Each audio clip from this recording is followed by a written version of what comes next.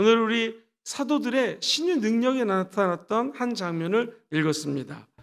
예수 그리스도께서 이 땅에 오셔서 세 가지 사역을 하셨습니다. 가르치는 사역, 그리고 치유하는 사역, 무엇보다도 제자를 양육하는 사역 하셨습니다. 귀신도 쫓아내는 사역을 하셨습니다. 우리 주님이 이 땅에 오셔서 하신 사역 중에서 특별히 마태복음, 마가복음, 누가복음, 요한복음에는 수없이 많은 치유의 사건들이 기록이 되어 있습니다. 그 이유는 예수님의 사역 중에서 가장 중요한 사역 중에 하나가 치유라는 것이죠. 사도들은 그것을 3년 반 동안 예수님의 공생애 동안 배웠습니다. 봐왔습니다. 그래서 성령이 임하자 우리 베드로 사도가 기도하러 가는 시간에 기적을 일으킵니다. 이스라엘 사람들은 당시 하루에 3번 정도 기도했습니다. 오전 9시, 정오 12시, 그리고 오후 3시.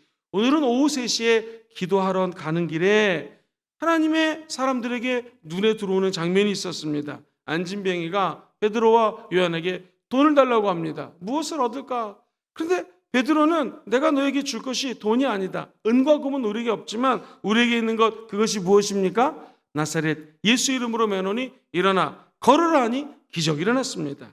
사랑하는 성도님들, 저 여러분들에게 있는 것 예수 그리스도의 이름입니다. 그분의 이름만 있으면 우리 안에 있는 모든 질병이 치료될 수 있습니다. 예수의 이름으로 기도하는 곳에는 하나님이 임재하시고, 우리 예수님이 예수의 이름으로 기도하는 곳에 두세 사람이 너희들을 내 이름으로 기도하면 함께한다고 약속해 주셨습니다. 사랑하는 성도님들, 베드로는 어떻게 이 안진뱅이를 기적적으로 이렇게 세울 수 있었을까요? 사도행전 3장 바로 전에 2장에 나오죠. 베드로는 성령 받고 이런 기적을 일으킬 수 있는 하나님의 사람이 되었다는 것입니다.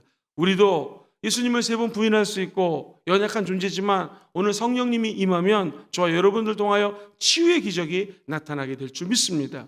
그렇다면 성령님과 이 치유 사역은 어떤 연결점이 있을까요? 첫 번째로 신유 사역은 각 교회마다 프로그램들을 많이 개발하곤 합니다. 외국의 경우에 존 인버라고 하는 치유 사역자는 치유 사역을 5가지 단계로 구별을 해서 사역을 했습니다. 제일 처음에는요, 사람들이 오면 어디가 아프세요? 라고 상담을 해줍니다.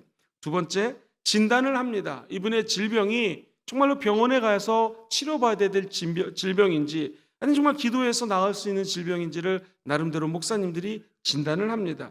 그리고 간절히 기도를 해줍니다. 근데 재미있는 것은 한번 따라해볼까요? 평가. 기도해주고 난 다음에는 대부분의 사역을 하는, 치유 사역을 하는 교회들은 평가를 합니다. 이 치유 사역이 어땠는지, 좋았는지, 나빴는지. 우리가 오성 캠프를 끝나고 나서 주의 종들이 여러 가지 평가를 합니다. 그것처럼 평가가 없는 사역은 사실 의미가 없을 수도 있습니다. 제가 섬겼던 외국의 한 교회 경우에도 이 치유 사역을 하는데요. 예를 들면 Deliverance Ministry라고 해서 우리 내적 치유 중에 한 프로그램이었는데, 쉽게 얘기하면 귀신 축사하는 사역이었습니다. 성도들을, 축사를 받기 원하는 성도들 한 50명 정도가 모이면 이미 귀신 축사를 경험했던 믿음의 선배들 혹은 주의 종들이 50명 이상이 귀신 축사하는데 도와줍니다. 7가지 영역에서 귀신이 그 마음속에 루트를 통하여 틈탈 수 있기 때문에 조목조목 한 루트, 한 뿌리마다 한 15가지 이상의 귀신들이 틈탈 수 있는 것들을 쭉 진단을 하면서 쫓아냅니다. 설문지를 받고 그 다음에 2번째 루트에 해당되는 경우를 쫓아냅니다. 예를 들면 거절의 상처 때문에, 내가 거절당했던 상처 때문에 내 안에 쓴뿌리가 있고 마귀가 공격을 했다면 하나하나 조목조목 귀신을 쫓아냅니다. 심지어 어렸을 때 태권도를 영어로는 마셜 아트라고 하는데요. 태권도가 나쁜 게 아닙니다. 뭐 검도 유도가 나쁜 게 아니라 우리도 모르게 사부님이라고 부르죠. 근데 영어로는 이 사부님이 마스터예요. 마스터. 주님이란 뜻이거든요. 그래서 우리 혹시라도 우상 숭배했던 죄가 있다면, 내 입술로 엉뚱한 것을 주님으로 불렀다는 것이 있다면 주님 회개합니다, 용서해달라고 조목조목 기도를 합니다. 근데 재밌는 것은 이것을 다 끝내고 난 다음에 평가를 날카롭게 합니다. 무엇이 좋았고 무엇이 나빴고. 그 다음에 반드시 처방전을 줍니다. 병원에 가면은 선생님이 진단을 하고 치료를 하고 처방전을 둬서 약을 먹듯이 우리 치유 사역하는 교회의 특징은 뭐냐면 약을 줘줍니다. 그게 뭐냐면 한번 따라해볼까요? 하나님의 말씀. 이 후속 조치입니다. 그러니까 귀신이 떠나고 난 다음에 또는 우리 안에 있는 질병이 치유된다고 난 다음에 필요한 것이 있어요. 그게 하나님의 말씀입니다. 왜냐하면 말씀이 없이는요, 우리가 온전히 치유를 계속해서 누릴 수가 없습니다. 성경에도 보면 귀신이 어떤 사람 영혼 속에서 떠나갔는데요. 물이 없는 데를 다니기를 구하다가 전보다 악한 귀신 7마리를 더 데리고 와서 그 영혼이 소지되었다, 청소가 되었기 때문에 그 안에 들어왔다라고 성경은 이야기합니다. 그런데 만약 우리가 어떤 악한 영혼을 쫓아내고 또는 귀신이 떠나가고 난 다음에 우리가 치유되고 난 다음에 우리의 영혼의 그릇을 하나님의 말씀으로 채워야 됩니다. 그럼 악한 귀신이 쳐들어올 수 없다라는 것이죠. 바라기는 우리 교회도 약 한 3년 뒤에 이러한 치유 프로그램이 생길 것입니다. 그때 지금 사람들을 양육하고 키우고 있습니다. 저와 여러분들이 오송 캠프라든가 성령 사역을 통해서 치유된 경험이 있는 분들이 앞으로 우리 교회에 들어오는 많은 성도들을 함께 기도하고 치유함으로 말미암아 이 성령의 빛을 찬란히 비추는 치유하는 교회가 되기를 주의 이름으로 소망합니다. 이것을 발전시켜서 찰스 크래프트라고 하는 목사님도 치유 사역을 하는데 비슷한 과정을 통해서 7단계로 사람들을 치유하곤 합니다. 중요한 것은 어떤 치유 프로그램이 있다 할지라도 이 치유 프로그램의 주관자는 누구십니까? 예수님, 성령 하나님이 치유한다는 사실을 잊으시면 안 됩니다. 그래서 어떤 한 사역자의 이름이 치유할 때 빛나는 것보다도 순복음 금정교회가 병을 치료하는 교회로 소문나는 것이 더 지혜롭습니다. 그래서 담임 목사님이 또는 주의 종들이 신유의 은사가 있고 우리 장로님들, 권사님들, 안수 집사님들이 은사가 있어서 치유한다, 어떤 개인의 이름이 드러나는 것이 좋은 게 아닙니다. 우리 순복음 금정교회 예수님이 주가 되시고 성령님이 역사하셔서 이 교회만 오면 치유가 된다라고 하는 이런 교회에 소문나기를 주의 이름으로 소망합니다. 두 번째는요, 긍휼의 마음으로 중보기도해야 됩니다. 시작. 긍휼의 마음으로 중보기도해야 됩니다. 야고보서 5장 14절은요, 병든 사람들을 위해서 서로 중보기도하라고 이야기를 합니다. 귀신 축사도 치유도 성령 사역도 성령이 나타나기 위해서는요, 이 중보기도가 가장 강력한 무기가 됩니다. 전도할 때도 중보기도를 하고 가느냐 하지 않느냐 결정적으로 틀립니다. 또 전도 현장에 나가 있을 때 우리 권사님들이 지금 집에서 기도 많이 하고 계시는 걸로 알고 있는데요, 그 현장에서 성령님 역사달라고 기도를 받는 것하고 아닌 것하고 너무나 틀립니다. 그래서 대형교회 가면은 모든 교회들이 목사님이 예를 들면 아침 9시에 설교를 하면 우리 권사님들이나 성도님들이 목사님을 위해서, 설교자를 위해서 그 대예배가 아니라 따로 부속 공간에서 간절히 기도합니다. 그리고 그분들이 11시에 배우고 9시에 예배 드렸던 권사님들이나 중보기도 팀들이 11시엔 또 우리 같은 경우에는 예루살렘 성전에 가서 기도하는 것이죠. 왜냐하면 중보기도가 없이는 이 사역을 할 수가 없습니다. 치유사역도 누군가의 기도를 통하여 우리가 치유사역을 할 수 있다는 것이죠. 물론 예수님은 죽으실 뿐만 아니라 다시 살아나셨고 하나님 보좌 우편에 앉아 계십니다. 그리고 우리를 위하여 중보기도 하십니다. 성령님은 우리 안에서 말할 수 없는 탄식으로 지금도 저와 여러분들의 영혼 욕을 위해서 기도해 주고 계십니다. 우리 예수님, 성령님이 중보해 주시는 분이시죠. 뿐만 아니라 우리 성도들이 한 마음으로 치유되는 교회를 위해서 기도하면 우리 교회는 정말로 다른 것들이 부족할지 모르지만 성령의 강력한 역사로 치료하는 은혜가 임하게 될 줄 믿습니다. 오늘도 우리 권사님 중에 한 분이 전도 사역을 하기 위해서 열심히 준비하고 이제 다 챙겨가지고 저는 나가려고 하는데 허리를 삐끗하셔가지고 지금 병원에 입원했다고 하는 얘기를 듣고 너무나 마음이 아픕니다. 우리가 이 권사님에서 기도할 때 하나님이 우리는 여기 예배당에 있고 권사님 병원에 계시지만 치료해 주실 줄 믿습니다. 세 번째는요, 긍휼한 마음으로 중보기도를 하는 것만큼 중요한 것이 믿음으로 고백해야 됩니다. 시작. 믿음으로 고백해야 합니다. 이 믿음과 치유는 너무나 밀접한 연관이 되어 있습니다. 그래서 성경에도 보면 믿음은 들음에서 나고 들음은 그리스도의 뭐예요? 말씀이라고 그랬어. 믿음은 어디서 오는가? 말씀으로 옵니다. 그래서 우리가 말씀을 읽어야 돼요. 말씀을 들어야 됩니다. 말씀을 또 입술로 선포하셔야 됩니다. 그때 믿음이 생겨요. 믿음은 결단입니다. 시작. 믿음은 결단입니다. 예수님이 이곳에 온다라고 하는 소리를 들었습니다. 이 사람은 장님이기 때문에 들을 수밖에 없어요. 갑자기 예수님이 우리 마을 내 앞에 온다라는 소문을 듣자 믿음이 생깁니다. 그래서 그는 입술로 고백합니다. 다윗의 자손이여 나를 긍휼히 여겨 주시옵소서. 아까 긍휼히 여겨 달라고 기도하라고 그랬죠. 영어로는 have a mercy. mercy가 이 긍휼함인데 하나님의 긍휼함이 on me, 내 머리 위에 좀 임하게 도와주세요 라고 이 장님이 소리칩니다. 안진병입니다. 거짓입니다. 그때 우리 주님이 그 부르짖어 기도하는 소리를 듣고 그의 영과 혼과 육을 치료해 주십니다. 사랑하는 성도님들, 믿음은 들음에서 납니다. 오늘 우리 이 자리에 하나님이 말씀하십니다. 성령님이 저와 여러분들을 도와주십니다. 그 믿음의 시작이 하나님으로부터는 말씀으로부터 시작이 돼야 돼요. 그리고 들었으면 이제 입술로 선포해야 됩니다. 믿음은 들으면서 나고 입술로 선포할 때 기적을 읽을 수가 있는 것이죠. 그래서 오늘 저 여러분들이 예수 그리스도의 말씀 가지고 선포하셔야 됩니다. 예수 이름으로 명하노니 모든 질병이 떠나갈지어다. 나에게 은과 금은 없지만 나에게 있는 것 가장 존귀한 모든 이름에 뛰어나신 예수님의 무엇이에요? 이름으로 치료가 될지어다. 우리 예수님의 채찍에 맞음으로 내가 나음을 입었도다. 저 여러분들이 입술로 치유의 말씀을 선포할 때 우리의 영과 혼과 육은 치료되게 된다는 것이죠. 이제 이 믿음이 우리 안에 들어왔으면 긍정으로 선포해야 합니다. 시작. 긍정으로 선포해야 됩니다. 긍정적인 생각과 말을 해야 됩니다. 왜냐하면 사람의 말은 치유하고 바로 영향을 미칩니다. 저 어렸을 때 할머니가 배가 아프면 제 배에다 손을 얹고 할머니 손은 약손 하면서 계속 문질러만 줬는데 진짜 치유됐던 경험이 있을 거예요. 할머니 입에 선포되는 말씀으로 치유가 된 것이죠. 가끔 할머니 할아버지가 기도해 주십니다. 예수 이름으로 치료될지어다. 그럼 정말 치유되는 체험이 있습니다. 왜? 하나님은 천지를 창조하셨을 때 말씀으로 창조하셨어요. 그렇다면 우리 입술에도 권세가 있기 때문에 믿음으로 치유를 선포하셔야 됩니다. 학자들의 연구에 의하면 우리 몸 안에는 100가지의 호르몬이 만들어진다고 합니다. 자, 이 100여 가지의 호르몬이 생성되는데 재밌는 것은 이 우리가 말하는 대로 중추신경을 통해서 우리의 호르몬이 생성된다는 거예요. 놀랍지 않습니까? 우리가 말하는 대로 호르몬이 어떻게 생성되느냐가 결정이 된다는 거예요. 나는 건강한 사람입니다. 시작. 나는 건강한 사람. 몸이 아파도 자꾸 건강하다고 선포하셔야 됩니다. 조영기 목사님께서 은퇴하시고 한 3년 정도 지났습니다. 그때 저희 제자들이 찾아갔습니다. 목사님 요즘 건강관리 어떻게 하십니까? 지금도 기억이 납니다. 나는 요즘 내 입술로 건강관리한다 그러시더라고요. 아니, 무슨 목사님 운동을 하시거나 뭐 병원에 가시거나 그게 아니라 입술로 건강관리한다는 게 뭐겠습니까?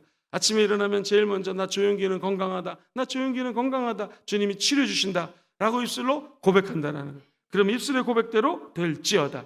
여러분 교양이면 병이 있어도 나을 것을 믿고 고백하십시오.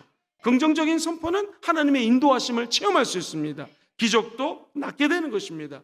질병이 아직 안 나으신 분들이 있으면 한번 따라해볼까요? 미리 땡겨서 기도합시다. 시작. 미리 땡겨서 기도합시다. 아직 병이 안 낫지만 기도하면 하나님의 역사가 우리의 삶 가운데 임재한다는 것입니다. 우리 예수님은요 흑암이 있고 혼돈이 있고 태초에 천지를 창조할 때 어둠밖에 없었습니다. 그러나 하나님 머릿속에 생각하셨죠. 내가 창조할 거다. 그런데 우리 주님이 입술로 선포하자 빛이 있으라 빛이 있게 되는 것이죠. 저 여러분들이 머릿속으로 긍정적으로 날 것을 생각하셔야 됩니다. 그리고 입술로 선포하면 그대로 된다는 것입니다. 세상 사람들이 얘기하는 의사 선생님이 못 고치는 병 우리 주님은 치료하십니다. 왜냐하면 우리 하나님 보시기에는 감기나 뭐 세상 사람들이 못 고친다고 하는 병들이나 우리 하나님은 전지전능하신 분입니다. 똑같습니다. 주님 마음만 먹으시면 치유할 수 있다는 것이죠. 그러므로 어떤 감기에 걸렸던 아니면 중병에 걸렸던 주님이 치유할 것을 미리 미래의 것을 땡겨 오셔야 됩니다. 그리고 나는 건강하다. 누구 때문에? 예수님 때문에. 예수가 십자가에 채찍에 맞음으로 나음을 입었다라고 선포하십시오. 그러면 병만은 떠나가게 되어 있습니다. 특별히 기도하실 때 다섯 번째 명령형으로 기도하셔야 됩니다. 시작. 명령형 기도를 활용해야 됩니다. 예수님이 사람을 고칠 때에 대부분 명령하셨습니다.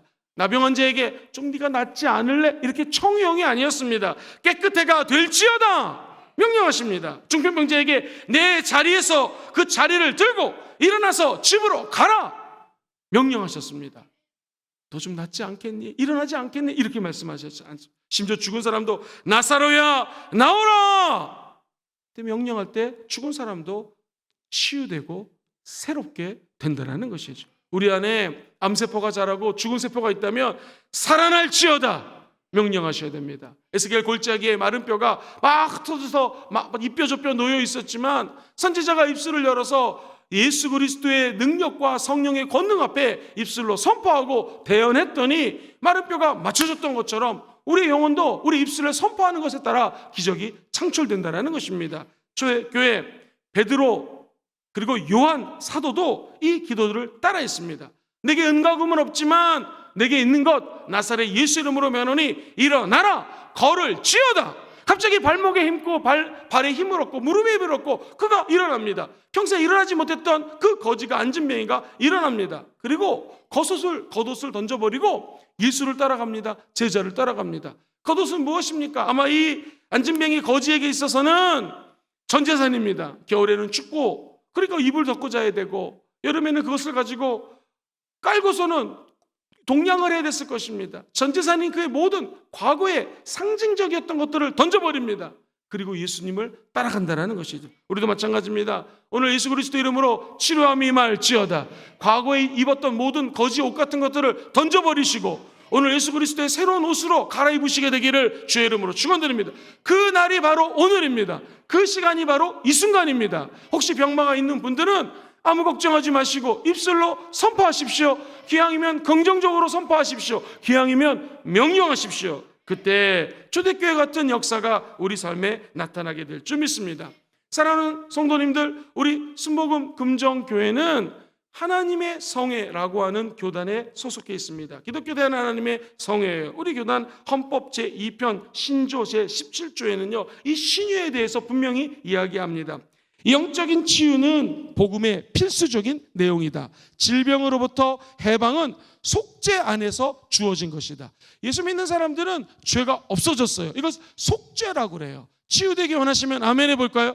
회개하셔야 됩니다. 성령은 깨끗한 곳에 임하기 때문에 더러운 곳에 역사하지 않습니다. 속죄를 통해서 치유도 임한다는 것입니다. 그리고 따라해볼까요? 모든 신자들이 받은 특권이다. 시작! 모든 신자들이 받은 뭐예요? 특권이에요. 예수 믿는 성도가 받은 특권이 무엇인가? 치유된다는 것입니다. 어떤 질병이 있어도 예수 이름으로 기도할 때 오늘 치유가 임하게 될 것입니다. 목사님, 그러면 오늘 우리 하나님은 무엇을 치료해 주십니까? 첫 번째 한번 따라해 볼까요? 우리 주님은 육체를 치료해 주십니다. 시작. 우리 주님의 치유는 육체입니다. 그래서 우리 하나님께서는 이 땅에 예수님을 보내시고 예수님의 사역 중에서는요 아픈 자들을 치료하는 장면이 이 신약에 보면은 사역 가운데 3분의 2가 넘습니다. 이 말은 어떻게 해석할 수 있냐면 우리 주님은 예수 믿는 사람들이 아픈 것을 보지 못한다는 것입니다. 감기로 시작해서 암까지 다 낫는다는 것입니다. 머리 끝에서부터 발바닥까지 주님은 치료해 주신다는 거예요. 못 고칠 병이 없습니다. 사도행전 5장 16절에 보면 예루살렘에 허다한 사람들이 모였는데 병든 사람, 더러운 귀신에게 괴로움을 받는 사람들이 다 데리고 나왔는데 한번 따라해볼까요? 다 나음을 입은지라. 시작. 다 나음을 입은. 예수님 마가복음 읽어보면 각생 질병 걸린 자들이 주 앞에 나왔는데 주님이 다 치료해 줬다는 것입니다. 오늘 이곳에 모여있는 우리 순복음 금정교회 모든 성도들이 다 치유가 될지어다. 우리 주님은 믿음만 가지고 있으면 성령 하나님이 치료해 주십니다. 이것이 성령님이 우리의 육체를 치료해 주신다는 하나님의 메시지라는 것이죠. 두 번째가 더 중요합니다. 같이 한번 해보시죠. 마음을 치유하십니다. 시작. 마음을 치료하시는. 여러분, 육체의 질병보다 더 무서운 게 마음의 질병입니다. 현대인들이 다 마음의 질병을 가지고 있습니다. 대표적인 것이 우울증이거든요. 이 마음에 독감 걸린 거예요. 우울증 걸려서 나중에 이게 자라다 보면 자살과도 연결이 됩니다. 우리나라가 OECD 국가 중에서 자살률이 점점 늘어나더니 1등이 돼버렸습니다. 이것은 어찌 보면은 우리 하나님께서 육체의 질병만 치료하는 것이 아니라 복음을 전파해서 많은 영혼들의 마음을 치료해야 됩니다. 그래서 예수 믿기 전에 저 수많은 사람들이 자살하고 있잖아요. 마음의 우울병이 점점 커지고 있잖아요. 예수 믿으면 우리 주님이 마음을 치료합니다. 자살할 생각이 있다도 여기 와서 찬양하고 기도하고 말씀 들으면 자살할 마음이 없어져 버립니다. 왜 그럴까요? 상한 심령을 우리 주님이 치유하기 때문에 그렇습니다. 누가 너무나 미워서 짜증이 나고 정말로 칼을 들고 찌르고 싶은 마음이 들 때도 있습니다. 그러나 그 마음을 치료해 주시는 분은 성령 하나님이시라는 것이죠. 많은 사람들이 의욕, 상실, 무기력감, 피로감, 수면장애, 불안, 공포, 자살까지도 이루고 있다는 것이죠. 이 마음의 질병을 치료할 수 있는 것은 오직 하나님의 영, 성령이십니다. 왜 그럴까요? 사도행전 15장 8절을 읽어드릴게요. 내 마음을 아시는 하나님이 우리와 같이 저희에게도 성령을 주어서 증거하시고 치료하신다고 약속하셨습니다. 성령이 임하면 하나님 말씀을 증거합니다. 선포하죠. 그리고 치유의 강선을 내뿜어 준다는 것입니다. 기억하십시오. 성령님은 저와 여러분들의 연약함을 도와주십니다. 오늘 인생의 무의미함 때문에 의미가 없다고 생각돼서 마음이 아프신 분이 계십니까? 주님이 성령의 기름을 부어주셔서 우리의 마음을 치유해 주시게 되기를 주의 이름으로 축원드립니다. 사랑하는 성도님들, 우리가 올해 성령과 능력을 기름 붓게 해달라고 이렇게 여기 적어놨죠. 사도행전 10장 38절 같이 암송해 볼까요? 하나님이 나사렛 예수에게 성령과 능력을 기름 붓듯하며 그가 두루다니며 착한 일을 행하시고 모든 병든 자를 고치시고 마귀에게 눌린 자들을 고치셨어요. 근데 왜 그럴까요? 성령이 임하시니 예수님이 치유하셨다는 것입니다. 우리들도 성령과 능력을 기름 붓듯 받으면 이런 치유의 광선을 뿜어낼 수가 있어요. 비단 육신의 질병뿐만 아니라 마음의 질병까지도 우리 주님은 지금 치유하시기를 원한다는 것입니다. 더 중요한 것은요, 세 번째 한번 따라해 볼까요? 영혼을 치유하십니다. 시작. 영혼을 치유하십니다. 마음이 우리의 감정적인 요소라면 영혼은 무엇입니까? 사망의 음침한 골짜기를 다닐지라도 해를 두려워하지 않아요. 주님은 저와 여러분들의 영혼을 소생시켜 주십니다. 이게 무슨 말이냐면 야훼 하나님이 우리의 목자가 되시기 때문에 그래요. 목자는 양을 책임져 주는데 끝까지 책임져서 쉴만한 물가로 인도하고, 그리고 목이 마르면 물을 먹일 뿐만 아니라 영어로 성경에 보면요, 그린 패스처로 나와 있거든요. 그러니까 양이 뜯어먹을 수 있는, 육체적으로 뜯어먹을 수 있는 풀밭으로 인도해 주시는, 푸른 초장으로 인도해 주신다는 거예요. 뿐만 아니라 우리의 영혼을 소생시켜 주세요. 여기서 주목해야 될 것은 영혼을 소생시켜 주시는데 누구의 이름을 위하여? 하나님의 이름을 위하여 저와 여러분들을 소생시켜 주고 치료한다는 거예요. 우리가 사망의 음침한 골짜기를 다녀도 두려워하지 않는 것은 하나님이 지팡이와 막대기를 가지고 계세요. 지팡이는 이렇게 끝이 구부러졌으니까 양을 올바른 대로 인도하는 것이요, 막대기는 이렇게 말 그대로 막대기니까 여러 가지 나쁜 짐승이 쳐들어오면 양떼를 보호하기 위해서 목자는 막대기를 가지고 짐승들을 몰아내는 것처럼 저와 여러분들을 죽이고 도둑질하고 멸망시키는 영적인 존재가 있습니다. 마귀입니다. 이것을 우리 주님이 막대기로 보호해 주십니다. 우리가 엉뚱한 세상의 소리 듣고 마귀의 소리 듣고 세상으로 달려갈 때 저와 여러분들의 영혼을 머리에다가 기름을 부어주시고 지팡이로 올바른 길로 인도하시는 분이 하나님이세요. 그래서 우리는 이 땅에 살면서 두려워하지 않습니다. 내가 해를 두려워하지 않을 것은 주께서 우리와 함께 하시기 때문입니다. 더 나아가서 저와 여러분들 영혼에 기름을 부어주십니다. 어제 말씀드렸던 것처럼 성령으로 기름 부으심이 임할지어다. 성령의 기름 부으심을 받는 자들에게는요, 부족함이 없습니다. 그리고 제가 말씀드렸던 것처럼 양은 어리석어서 파리가 머리에 앉으면 알을 까거든요. 이게 숏다리잖아요. 숏다리. 양이 다리가 길면 이렇게 쫓아낼 텐데 이게 안 된단 말이에요. 그러면 알을 까면 간지러워요. 그러니까 이 양은 무식해가지고요, 나무 같은 데 가서 머리를 막 박는다고요. 그러면 머리가 해지고 피가 나고 그 알이 점점 안으로 파고들어서 죽을 수 있거든요. 그래서 목자는 양의 머리에다가 기름을 발라요. 그러면 파리가 앉았다가 미끄러졌다 뻗었다. 그런 노새 아세요? 햇볕은 쨍쨍 대머리는 반짝, 발랑 까진 대머리에 참기름을 발랐더니 파리 새끼 앉았다가 미끄러졌다 뻗었다. 처음 들어보십니까? 저희 어렸을 때 불렀던 노래인데요. 파리가 앉았다가 알도 낳지 못하고 냄새가 있고 미끌미끌하기 때문에 해를 당하지 않는 거예요. 그것처럼 마귀는 우리 머릿속에 수만 가지 영혼을 상하는 음란한 생각을 줍니다. 세상적인 생각을 줍니다. 마귀가 주는 각종 두려움들이 있습니다. 이것을 보호할 수 있는 것이 우리 영혼에 기름 부어주시는 하나님의 기름 부으심이에요. 오늘 성령의 기름 부으심으로 우리의 영과 혼과 육을 보호받는 귀한 밤 되기를 주의 이름으로 축원드립니다. 그래서 내 평생에 하나님의 선하심과 그분의 인자하심이 나를 따른다, 나를 따라오는 거예요.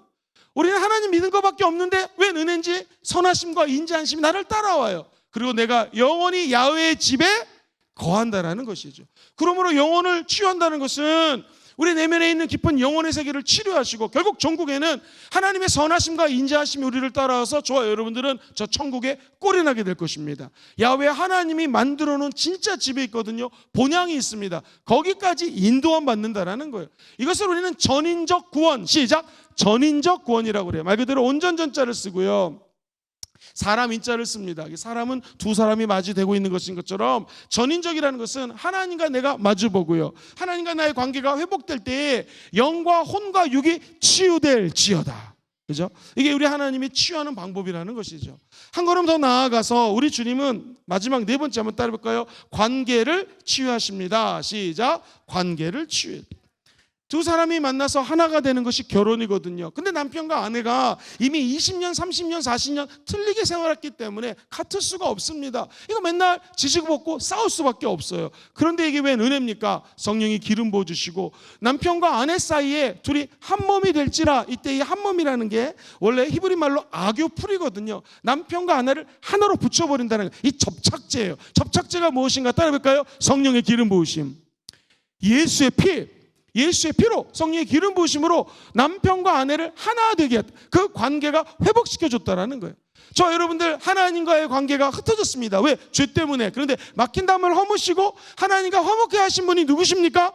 예수님이 하나님과 우리의 관계를 회복시켜줬다는 거예요. 다르게 표현하면 하나님과 우리의 관계를 치유해 주셨다는 거예요. 마찬가지로 남편과 아내 상한 감정, 지금 20년, 30년, 40년을 살면서 나도 모르게 내 안에 나도 모르게 당했던 아픔들, 상처들, 그런 기억들이 있습니다. 인간의 힘으로 남편이 아내 치유 못하고 아내가 남편 치유 못합니다. 근데 두 사람이 하나 될 수 있는 유일한 방법은 성령이 그 가운데 임재하셔야 돼요.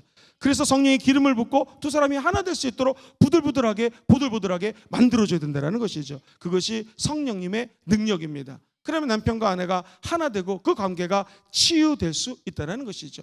부모와 자식도 마찬가지입니다. 부모와 자식 어떻게 하나 되고 관계가 치유할 수 있겠습니까? 한 가지입니다. 성령님이 임재하여 주셔서 두 사람이 서로 기대어 힘을 상승작용을 하듯이 시너지 작용을 바라듯이 부모와 자식이 함께 기대는 치유의 사건이 나타나게 되기를 주의 이름으로 축원드립니다. 인간은 결국 관계를 통해서 성장되게 되어 있습니다. 바라기는 11월 달에 많은 새 가족이 옵니다. 그 새 가족이 하나님과의 관계를 맺어 다 영과 혼과 육이 치유될지어다. 다 나아가서 그들이 여기 계신 모든 기도 용사들, 그리고 우리 이 성령 사역 아카데미를 수료하시는 여러분들, 이제 며칠 안 남았거든요. 여러분들과 새로운 분들이 하나가 되고 서로 연결이 되어서 여러분을 통하여 그분들에게 치유의 광선을 내뿜어서 그분들도 치유되는 역사가 나타나기를 주의 이름으로 축원드립니다. 거룩한 임파테이션, 영적인 전이가 임해서 새로 오는 모든 가족들, 초신자들, 저와 여러분들 때문에 우리의 모습 보고 우리의 사랑을 체험하면서 그분들에게도 치유의 광선이 회복되는 역사가 있게 되기를 주의 이름으로 소망합니다. 이렇게 정리하겠습니다. 오늘 우리 주님은 저와 여러분들을 치유하십니다. 성령은 오늘 기름 부어주셔서 저와 여러분들을 치유의 세계로 인도하실 것입니다. 한번 따라해볼까요? 육체를 치료해 주십니다. 마음을 치료해 주십니다. 영혼도 치료해 주십니다. 관계도 치유해 주십니다.